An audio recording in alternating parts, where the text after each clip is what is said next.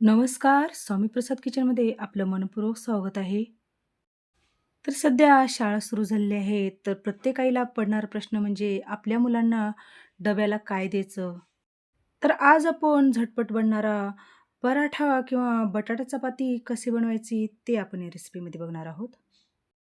जर सकाळी मुलांची शाळा जर असेल, तर आपल्याला खूप घाई-गडबड असते आणि डब्याला उशीर झाला, तर एकदम झटपट बनणारा हा नाश्ता नक्की करून बघा किंवा मुलांच्या डब्यासाठी देण्यासाठी पण एकदम परफेक्ट हे आलू चपाती आहे.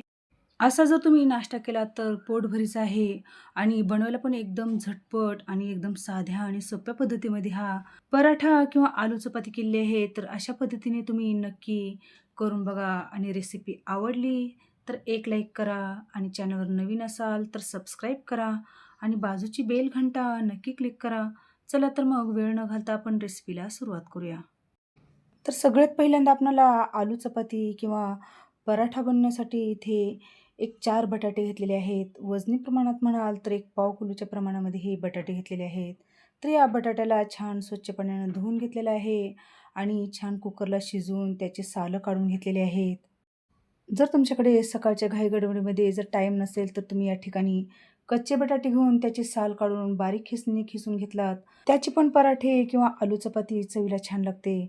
तर इथे मी 4 बटाटे घेतलेले आहेत आणि छान त्याला शिजवून त्याची सालं काढून घेतलेली आहेत आणि आपल्याला बारीक खिसणीने हे बटाटे खिसून घ्यायचे आहेत. जर तुम्हाला या ठिकाणी खिसणीने जर हे बटाटे खिसून घ्यायचं नसेल, तर तुम्ही थोडेसे हाताने स्मॅश करून घेतलात हे बटाटे तरी पण चालेल. पण असं खिसणीने खिसून घेतल्यामुळे आपले पराठे एकदम छान होतात आणि या बटाट्यामध्ये अजिबात गुठळ्या राहत नाहीत. म्हणून अशा पद्धतीने आपल्याला हे बटाटे खिसणीवरती खिसूनच घ्यायचे आहेत. तर इथे 3 ते 4 मी हे बटाटे खिसणीने खिसून घेतलेले आहेत. तरी आपल्याला या 4 बटाट्यासाठी एक 1.5 वाटी गव्हाचं पीठ घ्यायचं आहे. 1.5 वाटी म्हणजे एक पाव किलोच्या प्रमाणामध्ये आपल्याला हे गव्हाचं पीठ घ्यायचं आहे.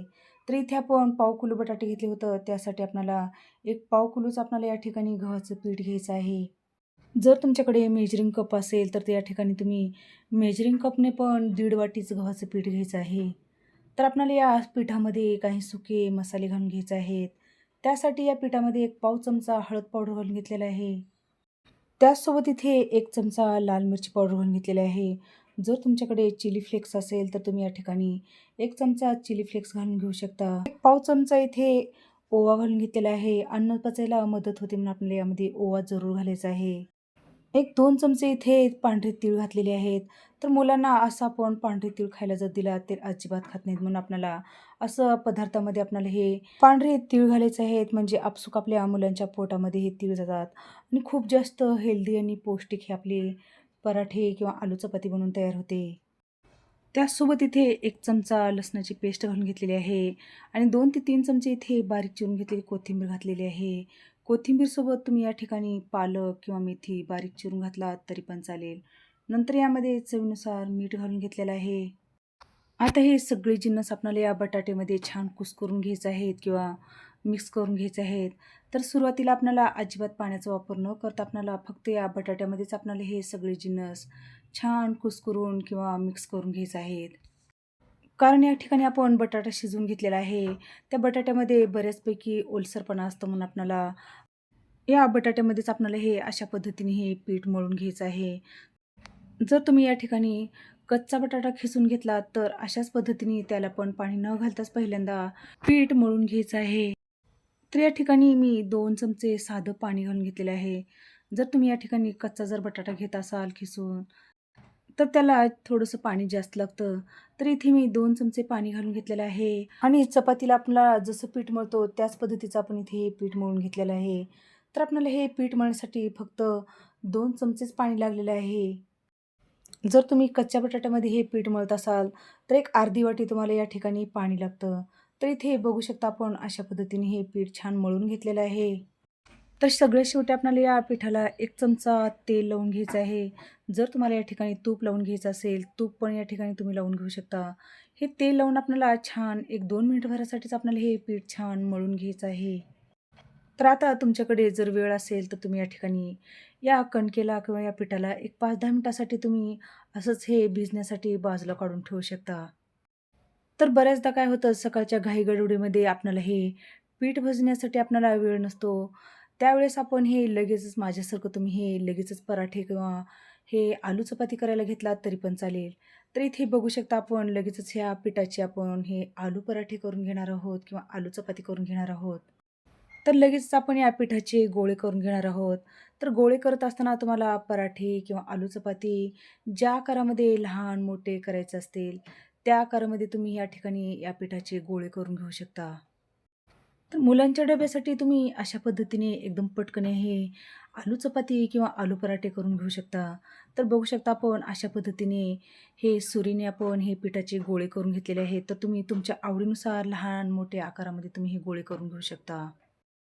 तर इथे आपण पोळी, चपाती ज्या पद्धतीचे आपण करतो, त्याच पद्धतीचा आपण इथे ह्या पिठाचा गोळा करून घेतलेला आहे आणि हातावरती आपल्याला चोळून-चोळून आपल्याला अशा पद्धतीचा या पिठाचा उंडा करून घ्यायचा आहे.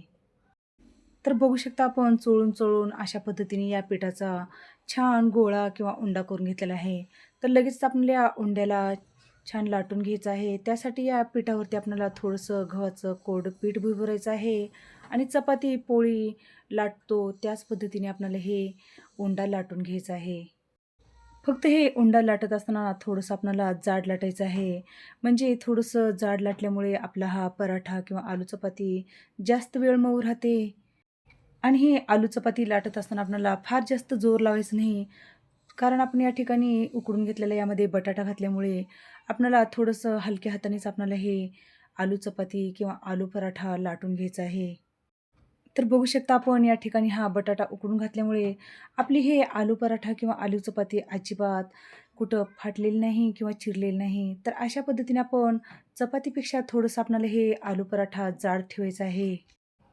तर हे आलू चपाती आपल्याला भाजण्यासाठी किंवा शेकण्यासाठी इकडे गॅसवरती तवा गरम करण्यासाठी ठेवलेला आहे. तर आपण चपाती, पोळी ज्या पद्धतीने भाजतो त्याच पद्धतीने आपल्याला हा आलू पराठा भाजून घ्यायचा आहे. तर सुरुवातीला आपल्याला पहिल्यांदा तेल लावून घ्यायचं आहे आणि आपल्याला हा बनवून घेतलेला पराठा या तव्यावरती घालून घ्यायचा आहे. तर सुरुवातीला 1 मिनिटभरासाठीच आपल्याला फुल गॅसवर हा पराठा छान भाजून घ्यायचा आहे. पहिली साईड छान भाजल्यानंतर आपल्याला दुसऱ्या साईडने हा पराठा पलटवून घ्यायचा आहे आणि दुसऱ्या साईडने पण आपल्याला तेल लावून घ्यायचं आहे आणि आलटी-पलटी करून आपल्याला फुल गॅसवर हा खमंग आणि खरपूस मस्त आपल्याला हा पराठा किंवा आलू चपाती भाजून घ्यायचा आहे. तर या ठिकाणी तुम्ही तेल लावण्याच्या ऐवजी तूप लावून घेतला तर खूप जास्त हेल्दी आणि पौष्टिक हा पराठा बनवून तयार होईल.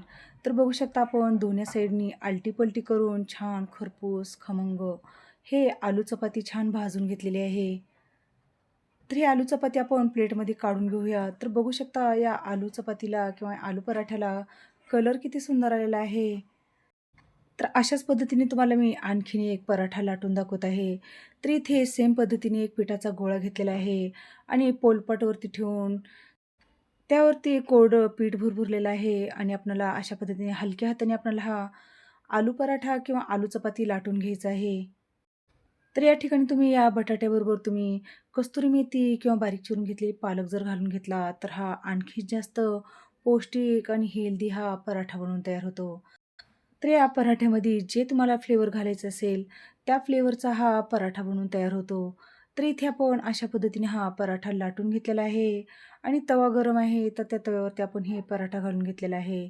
तर पहिली साईड छान भाजली गेली आहे, तर दुसऱ्या साईडने पण आपल्याला पलटवून घ्यायचं आहे आणि तेल लावून आपल्याला खरपूस आणि खमंग दोन्ही साईडने आपल्याला हा पराठा किंवा आलू चपाती हे भाजून घ्यायचं आहे.